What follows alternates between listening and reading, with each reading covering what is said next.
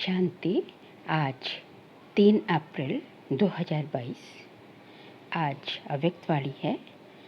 वाणी का टाइटल है संगम पर परमात्मा का आत्माओं से विचित्र मिलन। आज अनेक बार मिलने वाले सिखिलते बच्चे फिर से आकर मिले हैं। बाबा भी उसी पहचान से बच्चों को देख रहे हैं और बच्चे भी उसी अनेक बार मिलने वाली स्मृति से मिल रहे हैं। यह आत्मा और परमात्मा पिता का विचित्र मिलन है। सारे कल्प में कोई भी आत्मा इस स्मृति से नहीं मिलती। ये अनेक बार मिलने के बाद फिर से मिले हैं। चाहे समय प्रति समय धर्म पिताएं आए हैं और अपने फॉलोअर्स को ऊपर से नीचे लाए, लेकिन धर्म पिताएं भी इस स्मृति से नहीं मिलते हैं कि अनेक कल्प मिले वे फिर से मिल रहे हैं। इस स्पष्ट स्मृति से सिवाय परम पिता के कोई आत्माओं से मिल नहीं सकते। चाहे इस कल्प में पहली बारी मिलते हैं, लेकिन मिलते ही पुरानी स्मृति, पुरानी पहचान जो आत्माओं में संस्कार के रूप में रिकॉर्ड भरा हुआ है, वह इमर्ज हो जाता है और दिल से यही स्मृति का आवाज आता है, ये वही मेरा बाबा है। बच्चे कहते तुम हो मेरे और बाबा कहते तुम हो मेरे।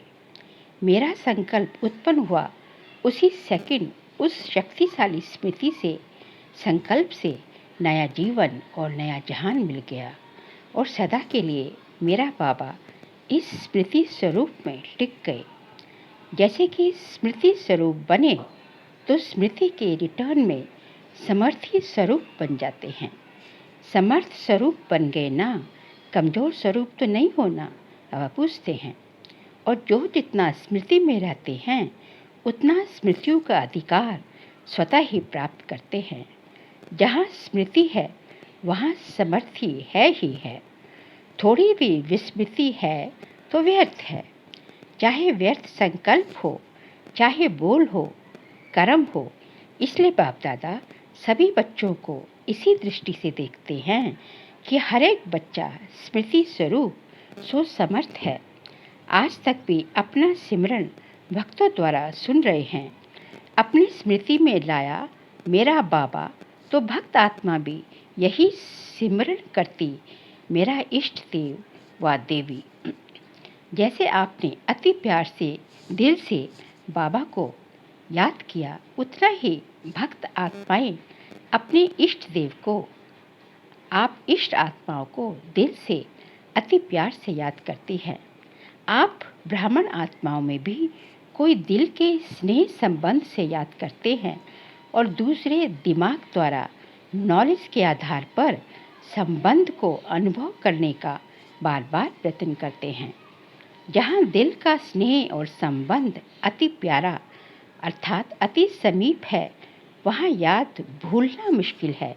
जहाँ सिर्फ नॉलेज के आधार पर संबंध है लेकिन दिल का अटूट स्नेह नहीं है, वहाँ याद कभी सहज कभी मुश्किल होती है। बाबा कहते हैं 2 तरह के होते हैं ब्राह्मण आत्माएं। एक तो दिल के स्नेह से, मतलब बाबा से अटूट जिगरी प्यार है, तो वहाँ जो है जहाँ दिल का अटूट जिगरी प्यार है, वहाँ जो है बाबा की याद भूलनी मुश्किल लगती है। वहाँ याद जो है हमेशा ही स्वतः ही रहती है। लेकिन जो आत्माएं नॉलेज के आधार से, ज्ञान के आधार से बाबा को याद करती हैं, दिल का प्यार इतना नहीं होता, तो वहाँ जो है याद है कभी तो रहती है और कभी जो है नहीं रहती। कभी याद सहज होती है, कभी मुश्किल होती है।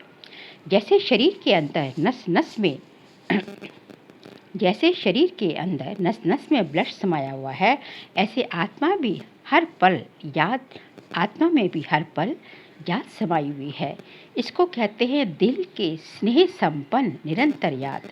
जैसे भक्त आत्माएं भगवान के लिए कहती हैं, जहाँ देखता हूँ तू ही तू है, ऐसे भगवान के स्नेही समान आत्माओं को जो भी देखे वह अनुभव करे कि इन्हों की दृष्टि में, बोल में, कर्म में परमात्मा पिता ही अनुभव होता है।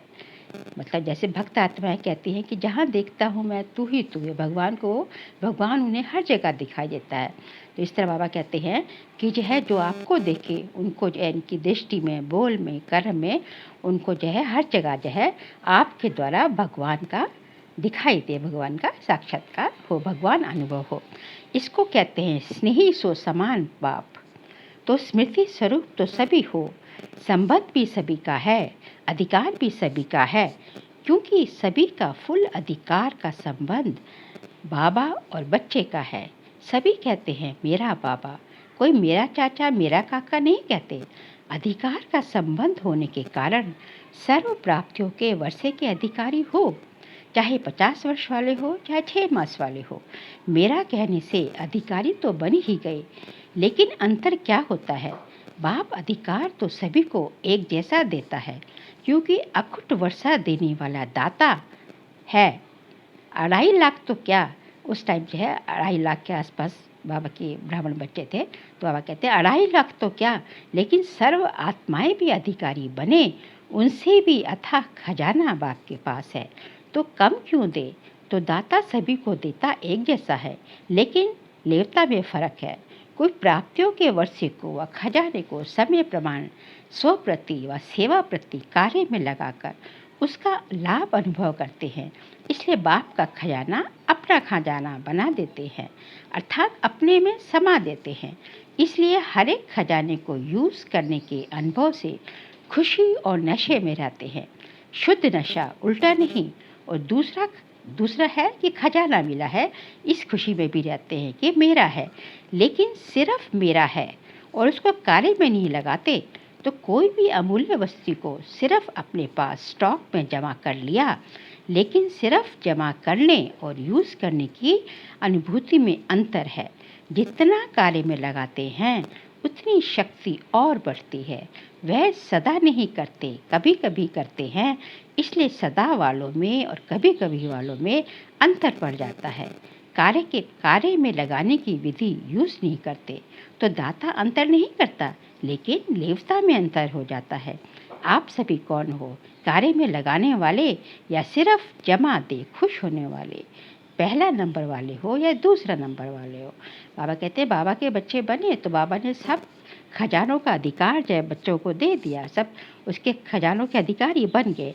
लेकिन जो बाबा देता तो सबको एक जैसा है, लेकिन जो उस बाबा के मिले हुए खजाने को अपने प्रति या सेवा प्रति जो है यूज़ करता है, उसको कार्य में लगाता है, सेवा में लगाता है, तो फिर जो है वो खजाना जो है उसका अपना बनता जाता है और उस खजाने में भी वृद्धि होती जाती है, क्योंकि वो जो है उसको जो है अनुभव कर लिया। उसको एक बार अनुभव कर लिया तो आप अनुभव की अथॉरिटी आपके पास आ जाती है, तो उसको आप कई बार जो है वो आपका अपना खजाना बन जाता है, लेकिन और वो खजाना भी बढ़ता जाता है। और दूसरा जो है जो खजाने तो दूसरे को भी उतना ही दिया है, लेकिन वो उसको यूज़ नहीं कर रहा, कभी कर रहा कभी नहीं कर रहा, तो उसमें उसके खजाने में जो है उतनी खुशी भी नहीं रहती और खजाने में भी इतनी वृद्धि नहीं होती। इसलिए बाबा कहते हैं कि दाता तो सबको सेम देता है, बराबर देता है, क्योंकि सभी अधिकारी बच्चे हैं, लेकिन लेने वालों में जो है अंतर पड़ जाता है, नंबरवार हो जाते हैं। बाप दादा को तो खुशी है कि सभी नंबर वन हैं या इस समय नंबर 1 हो। बाप दादा सदैव कहते हैं सदा बच्चों के मुख में क्या हो, गुलाब जामुन हो, क्योंकि दुनिया वाले कहते हैं मुख में गुलाब हो, लेकिन गुलाब से मुख मीठा नहीं होगा, इसलिए गुलाब जामुन मुख में हो तो सदा ही ऐसे मुस्कुराते रहेंगे। अभी कहा कि कई नए फिर से मिलने पहुंच गए हैं, जो इस कल्प में फिर से मिलन मना रहे हैं। उन बच्चों के लिए विशेष बाप दादा स्नेह का वरदान देते हैं कि सदा अपने मस्तक पर भगवान का हाथ अनुभव करते चलो। जिसके सर पर भगवान का हाथ है वह सदा इस वरदान के अनुभव से सब बातों में सेफ है। ये वरदान का हाथ हर बात में आपकी सेफ्टी का साधन है। सबसे बड़े सिक्योरिटी ये है, बता अपने मस्तक पर भगवान का हाथ आप अनुभव करते चलेंगे तो ये सबसे बड़ी जो है आपकी सेफ्टी का साधन है। माया आए, माया की परिस्थितियाँ आए, कोई भी आए जो है, सबसे आप जो है कुछ भी हो जाए, लेकिन परिस्थितियाँ आ जाए और जो है कुछ भी हो जाए उससे आप सेफ रहेंगे। आगे कहा कि बाप दादा सभी टीचर्स की निमित्त बनने की हिम्मत दे खुश है। हिम्मत रख निमित्त तो बन ही जाते हो ना, टीचर निमित्त बनना अर्थात बेहद के स्टेज पर हीरो पार्ट बजाना। जैसे हद के स्टेज पर हीरो पार्टधारी आत्मा की तरफ सबका अटेंशन विशेष जाता है, ऐसे जिन आत्माओं के निमित्त बनते हो विशेष वह और जनरल सभी आत्माएं आप निमित्त बनी टीचर्स को उसी दृष्टि से देखते हैं। सभी का विशेष अटेंशन होता है ना। टीचर्स को अपने में भी विशेष अटेंशन रखना पड़े, क्योंकि सेवा में हीरो पार्टधारी बनना अर्थात हीरो बनना। दुआएं भी टीचर्स को ज़्यादा मिलती हैं। जितनी दुआएं मिलती है उतना अपने ऊपर ध्यान देना आवश्यक है। ये भी ड्रामा अनुसार विशेष भाग्य है, तो सदा इस प्राप्त हुए भाग्य को बढ़ाते चलो। 100 से 1000, 1000 से लाख, लाख से करोड़, करोड़ से पद्म, पद्म से भी पद्मा पदम। सदा इस भाग्य को बढ़ाते चलो। इसको कहते हैं योग्य आदर्श टीचर। बाप दादा निमित्त बने हुए बच्चों को सिमरन जरूर करते हैं और सदा अमृत पेले वह बच्चे वह ये दुआएं देते हैं। सुना सेवाधारी ने टीचर्स माना नंबर 1 सेवाधारी। चारों ओर के अच्छा, चारों ओर के अनेक कल्प न्यारा और प्यारा मिलन मनाने वाले, सदा प्राप्त हुए वर्षे के खजाने को हर समय प्रमाण कार्य में लगाने वाले, सदा दिल से अति स्नेही और बाप समान बन स्वयं द्वारा बाप का अनुभव कराने वाले, सदा स्मृति स्वरूप सो भक्तों द्वारा समर्थ स्वरूप बनने वाले, सदा अपने प्राप्त भाग्य को बांटने वाले अर्थात बढ़ाने वाले, ऐसे मास्टर दाता समर्थ बच्चों को बाप दादा का याद प्यार और नमस्ते। हम सभी रूहानी बच्चों की रूहानी बाप दादा को नमस्ते नमस्ते नमस्ते। आगे बाबा ने अवक्त बाबा की डबल विदेशी भाई बहनों से ग्रुप वाइज मुलाकात है। सभी अपने को बहुत बहुत भाग्यवान समझते हो, क्योंकि कभी स्वप्न में भी संकल्प में भी नहीं सोचा होगा कि ऐसी श्रेष्ठ आत्माएं बनेंगे, लेकिन अभी साकार में बन गए। कहाँ से बाप दादा ने रत्नों को चुनकर रत्नों की माला बनाई है। ब्राह्मण परिवार की माला में पिरो गए। कभी माला से बाहर तो नहीं निकलते हो ना। कोई भी माला की विशेषता और सुंदरता क्या होती है? दाना दाने के साथ मिला हुआ होता है। अगर बीच में धागा दिखाई दे, दाना दाने के साथ नहीं लगा हुआ हो तो सुंदर नहीं लगेगा। तो आप ब्राह्मण परिवार की माला में हो, अर्थात सर्व ब्राह्मण आत्माओं के समीप हो गए हो। जैसे भगवान के समीप हो, वैसे भगवान के साथ साथ परिवार के भी समीप हो, क्योंकि ये परिवार भी इस पहचान से परिचय से अभी मिलता है। परिवार में मज़ा आता है ना, ऐसे नहीं कि सिर्फ बाबा की याद में मज़ा आता है। योग परिवार से नहीं लगाना है, लेकिन समीप एक दो के रहना है। योग परिवार से नहीं लगाना है, लेकिन जैसे मतलब कि योग तो बाबा से ही लगाना है, लेकिन समीप एक दो के रहना है, परिवार के एक दो के समीप रहना है। इतना बड़ा 2.5 लाख का परिवार कोई होगा, अभी तो 12 लाख तक पहुंच के बाबा के बच्चे। तो परिवार अच्छा लगता है या सिर्फ बाबा अच्छा लगता है? जिसे सिर्फ बाबा अच्छा लगेगा वह परिवार में नहीं आ सकेगा। बाप दादा परिवार को देख सदा हर्षित होते हैं और सदा एक दो की विशेषता को देख हर्षित रहते हैं।